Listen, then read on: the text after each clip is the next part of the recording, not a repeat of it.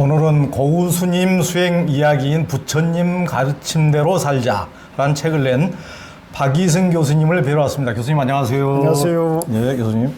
우리 박이승 교수님은 동국대를 나와서 조계종 총문에서 20여 년 이제 총문 생활을 하시다가 어느 누구보다도 스님들을 가깝게 지켜보고 종단에 대해서 이제 실망도 하고 또 불교 수행에 대해서 의심도 갖고 이제 그러던 차에 2002년도에 고우스님을 뵙고 가뭄의 단비를 만난 듯이 굉장히 환희심을 느끼고 이제 수행도 하면서 인생의 의문도 풀고 그래서 이제 그 이후에 종무원 생활을 접고 그 조계사 옆에 불교인재원에서 선명상을 지도하는 교수로 활동하시고 또 유튜브 생활선명상 채널을 통해서 화두선 명상을 지금 전하고 있습니다. 고우스님에 대해서 박이승 교수님께서 펴내신 부처님 가르침대로 살자를 아주 이제 재미있게 단숨에 읽었는데요.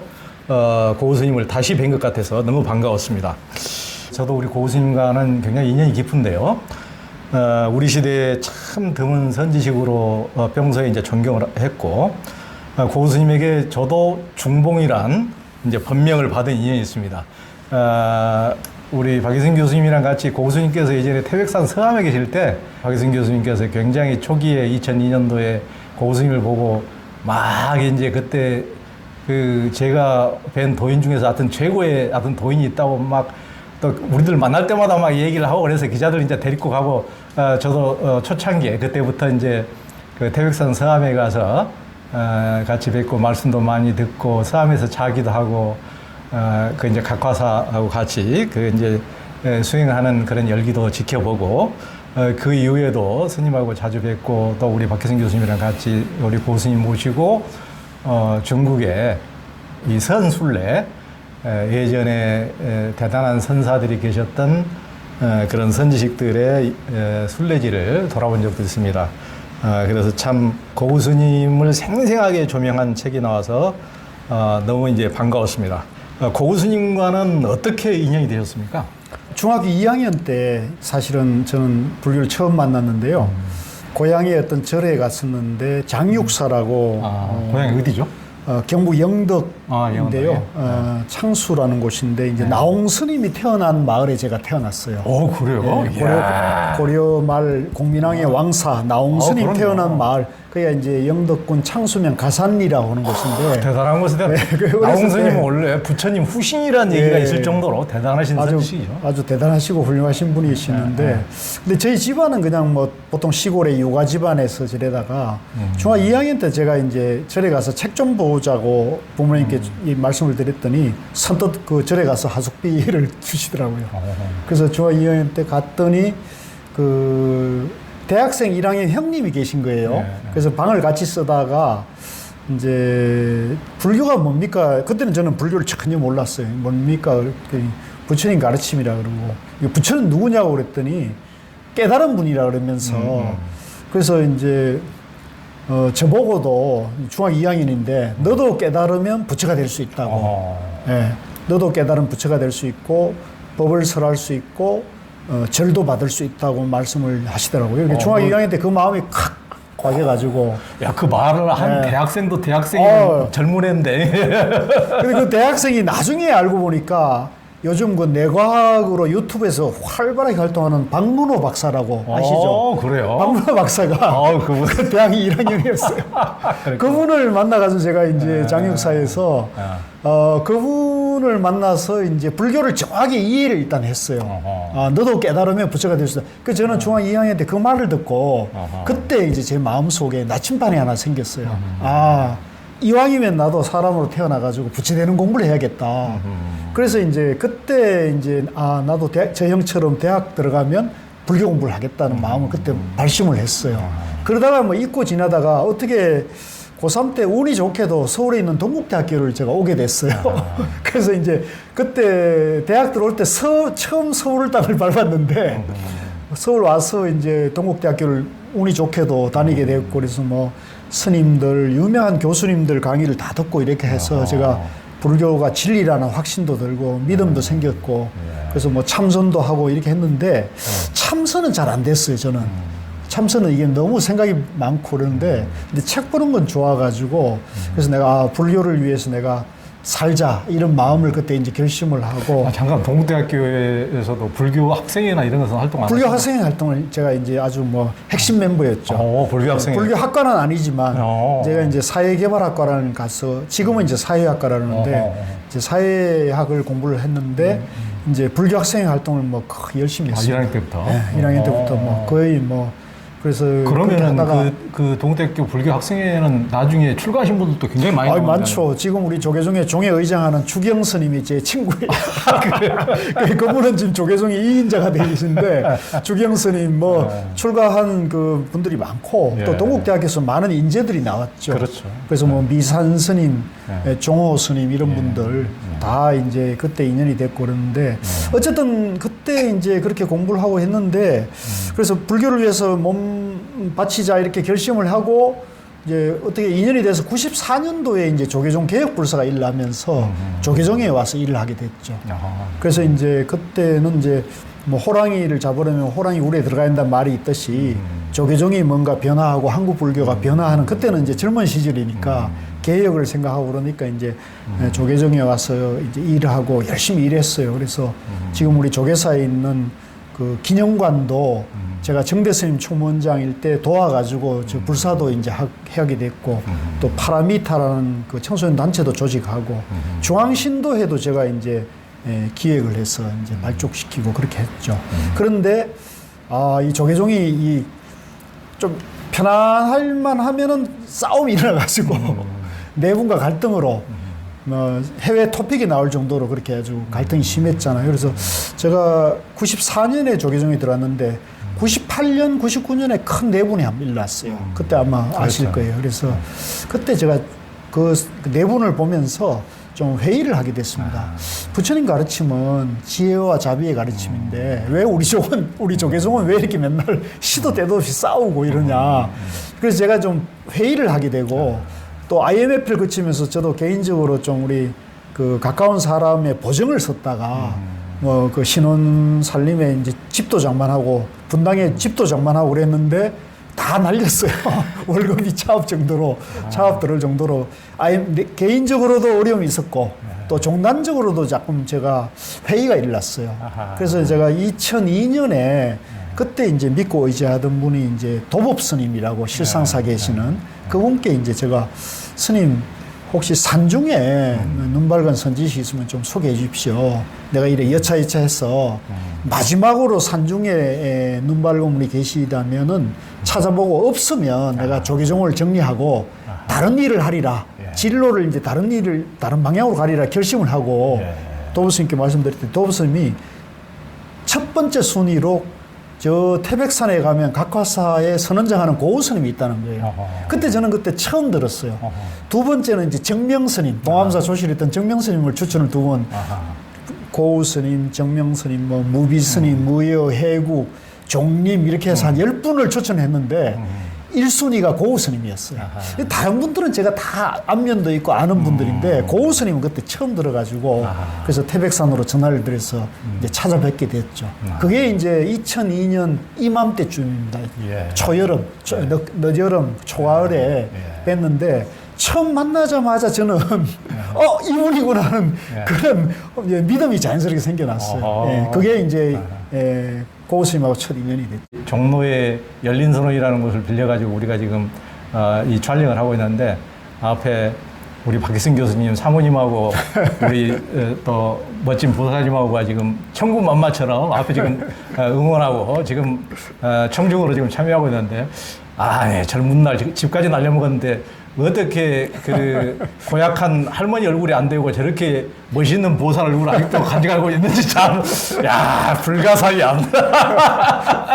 네, 다 보살님 덕분입니다. 2002년도에 도법스님을 찾아간 게 제가 보기에는 또 신의 한 수였네. 왜 그러냐면 참선하신 분들은 도법스님 별로 안 좋아하거든요. 도법스님이, 그러니까 저도 이제 우리 기자들이라는 게 약간 비판적 시각으로 뭐든지 약간 삐딱하게 항상 고지고대로 보기보다는 약간 이제 의심해보고 또 성찰해보고 이렇게 비판해보고 그러면서 이렇게 하는 건데 일반 신도들은 그냥 믿지만은 근데 도 교수님도 굉장히 기자는 아니어도 상당히 비판적으로 항상 이제 나름대로 보는 나름대로 시각이 있으니까 그 참선하시는 분들은 너무 그쪽을 비판적으로 보니까 별로 안 좋아하셨지만은 그래도 그런 비판적인 시각으로 봐야 안에만 있으면은 안에 사람들이 잘 모를 수가 있는데 조금 비판적 시각으로 봤는데 자기가 비판적 시각으로 봤을 때 이분은 그래도 그나마 조금 열려 있는 것 같고 제대로 수행을 하시는 것 같다. 그래서 제가 보기에는 참선 제대로 참선하시는 어디 토굴로 가서 안 물어보고 도보스님한테 가서 물어본 게 오히려 신의 한 수가 아니었는가. 그래서 제가 그 나중에 몇 년 전에 그 고우스님 떠나보내고 그 고우스님을 만난 것이 이제 도법스님 덕분이잖아요. 도법스님 소개해 주셨으니까. 그래서 도법스님께 가서 인사를 하고 고맙다고 내가 참 이렇게 눈밝은 선지식을 만나게 돼서 고맙다고 했더니 그때 도법스님 뭐라 했냐면 정말 놀라웠던 게 도법스님 한 번도 그때까지도 당신이 고우스님 몰랐대요. 그러니까요. 한 번도 만난 적이 없는데 전화만 통화를 1시간 정도 했대요. 그런데도 그분 말씀이 전화를 1시간 통화를 했는데 벌써 사용하는 언어가 다르더래요. 예, 그래서 당신이 그때 한 번도 뵙지 못했지만 이분은 뭔가 그런 어떤 신뢰가 가고 소개할 만하대. 그래서 아마 그분이 1순위로 하신 건데 그게 신의 한 수였다고 볼 수 있죠. 그래서 제가 고맙다고 인사도 드리고 그랬습니다. 산에서 참선 정진만 하신 분들은 상승한 헐벌발한 기운은 있지만은 대중의 눈으로 봤을 때 합리성이 결여되거나 고집불통이거나 독불장군식으로 보이는 경우도 많이 있는데 이제 고우스님은 굉장히 참선 수행을 꾸준히 계속 해오셨는데도 불구하고 상당히 이렇게 합리적이죠. 굉장히 합리적이고, 그렇게 그 합리적인 언어로 설명하시는 굉장히 드문 선지식이기 때문에 그렇습니다. 고우스님이 아마 1시간 통화만 했는데도 반하지 않았을까 이런 생각이 드네요. 고우스님은 이제 그 젊은 시절에 불안과 원망에 가득 찬 삶을 살다가 폐결핵이라는 당시로서는 불치병을 이제 알았다고 그러는데요. 저는 이런 분들이 좋더라고요. 왜냐하면 우리만 불만과 원망에 젖어 살았나 그런데 저는 선지식도 항시 원망과 불안에 이렇게 살다가 뭔가 이렇게 변화되면 많은 분들에게 또 변화의 희망을 주기 때문에 이제 고우스님께서도 그러셨다고 그래요. 더군다나 불치병까지 얻었기 때문에 자포자기 심정으로 25살에 진리 탐구욕이라든가 구도심에 의해서 출가한 것이 아니고 거의 자포자기 심정으로 25살에 그냥 입산을 하셨다고 그랬는데 고우스님의 그 속과 삶은 어떻습니까? 예, 고우스님께서는 늘 그런 말씀 하셨어요. 당신은 다른 분들처럼 발심 출가한 게 아니고 삶이 고달퍼서 그래서 이제 삶을 도피성 출가라고 말씀을 하셨거든요.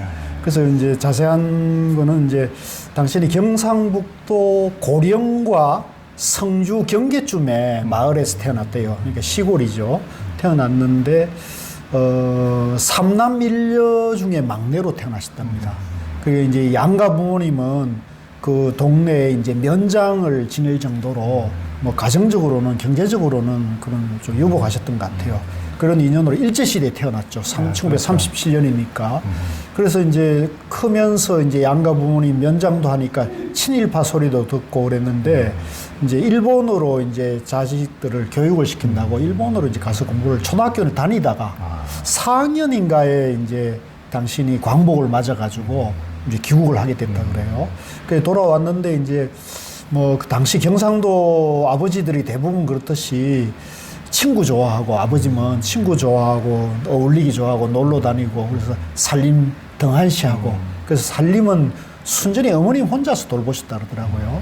그래서 이제 그리고 또 고우스님 막내니까 어머님을 유달리 이제 의지를 하고 그래서 강아지를 좋아해서 어릴 때부터 강아지를 키웠다 그러고 또 집에 이제 뭐 면장댁이고 그러니까 이제 신문을 늘 가까이 했다 그래요. 그래서 어렸을 때는 뭐 신문도 있고 또 책 보는 걸 좋아해가지고 그 헤르만 헤세의 시타르타 같은 걸 보고 좀 감동도 하고 또 그런 걸 보고 이제 소설가, 문필가 어렸을 시절 꿈이 그랬다 그러더라고요.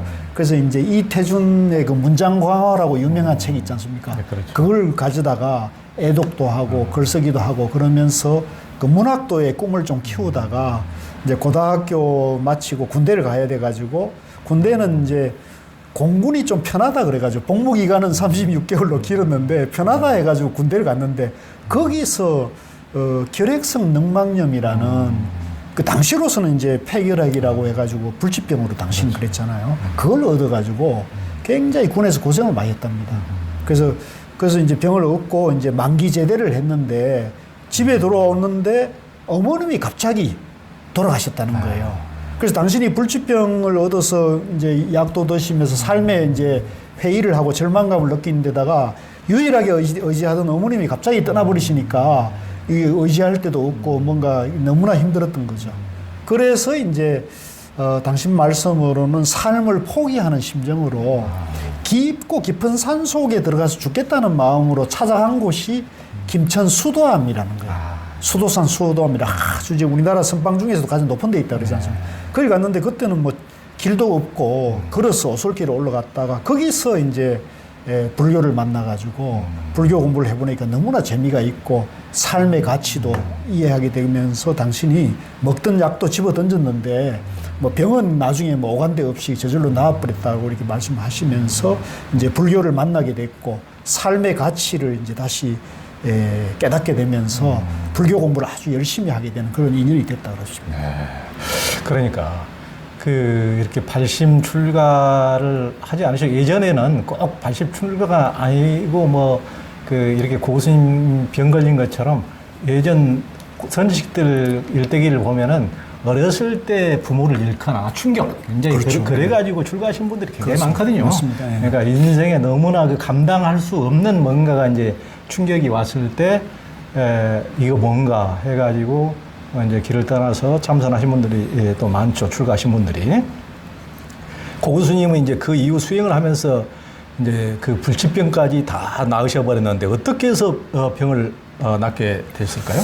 이제 스님께서도 우리도 누구든지 사람들이 이제 젊었을 때 뭐 청소년기에 방황도 하고 또 좌절도 하고 뭐 그런 삶을 삽니다만은 이제 스님께서도 어쨌든 삶을 포기하러 기뻐산에 왔다가 부처님 가르침을 만나가지고 이제 불교에 대해서 공부를 해보니까 너무나 이게 재미가 나고 심취를 해서 그래서 이제 그때 당신이 이제 출가 도반인 그 도윤 스님이라는 분이 설악산의 봉정암하고 영시암에 주로 오가시면서 거기를 이제 일구셨대요. 복원을 하고 계셨대요.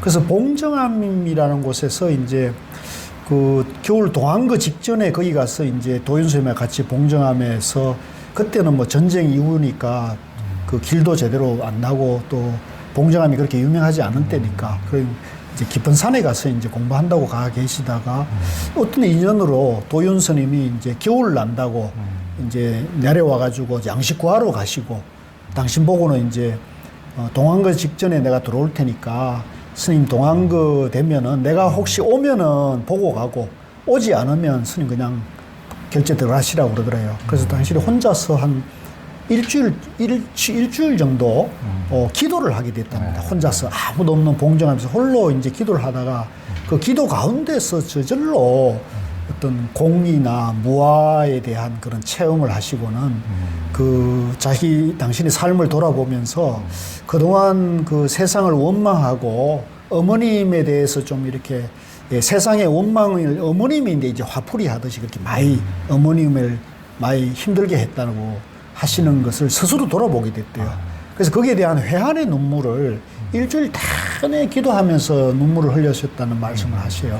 그래서 그렇게 하면서 이제 어머님의 그런 회한 또 그런 원망하는 마음이 싹 정화가 되면서 어머님의 마음 뜻도 이해하게 되면서 본인 마음도 많이 이제 그때부터 바뀌었다고 그래요. 그래서 이 책에 보면은 고 스님이 그때 기도할 때 무렵에 사진이 한 장이 여러 있는데 그때 고 스님 사진 모습하고 얼굴 모습하고 노년의 고 스님 모습은 완전히 다른 사람이에요.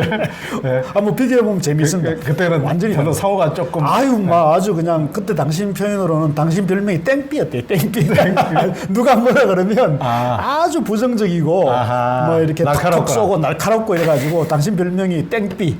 그리고 세상을 비관적으로 부정적으로만 가득 차 있는 그런 저거였는데 이제 그 기도 계기로 또 불교를 만나면서 또 몇 번의 선방에서의 깨달음을 계기로 해서 예. 이분이 이제 세계관과 가치관이 부처님 가르침으로 완전히 이게 공무화를 체험하시고는 완전히 변화돼 가지고 노년에는 뭐 우리 뵀지 말지만 그러니까. 얼굴이 환하시고 아, 그럼요. 나도 처음 만나면서 2000년 첫 만나면서 이웃집 할아버지처럼 편안하고 환한 모습이 너무 너무나 편안- 인상적이었어요. 너무 편안하시죠. 예, 그래서 저는 처음에 딱 보자마자 너무나 편안하게 보통 우리가 큰 스님 그러면 어렵고 그렇지. 권위가 있고 이렇게 이제 참 감히 이렇게 다가가기 어려운데 전혀 고 스님은 그런 분하고 전혀 달랐어요. 그러니까. 그래서 이제 그런 것이 당신의 그런 기도와 수행 체험에서 온 불교적인 가치를 내면화하고 그걸 체험한 데서 온 어떤 변화였다고 저는 나중에도 말씀하시고 저도 그렇게 이제 배우게 됐습니다. 예, 그러니까